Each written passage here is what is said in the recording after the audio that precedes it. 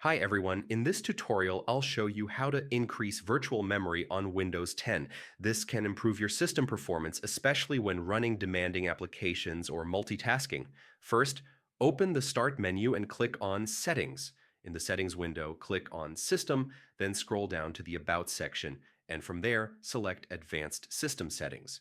A new window will open called System Properties. Go to the Advanced tab, then under Performance, click the Settings button. In the Performance Options window, click the Advanced tab. Under Virtual Memory, click Change. Uncheck the box that says Automatically Manage Paging File Size. This will let you set custom values. Now choose Custom Size. For the initial size, a good rule is 1.5 times your RAM. For the maximum size, up to 3 times your RAM. For example, if you have 8 gigabytes of RAM, set the initial size to around 12,000 megabytes and the maximum to 24,000.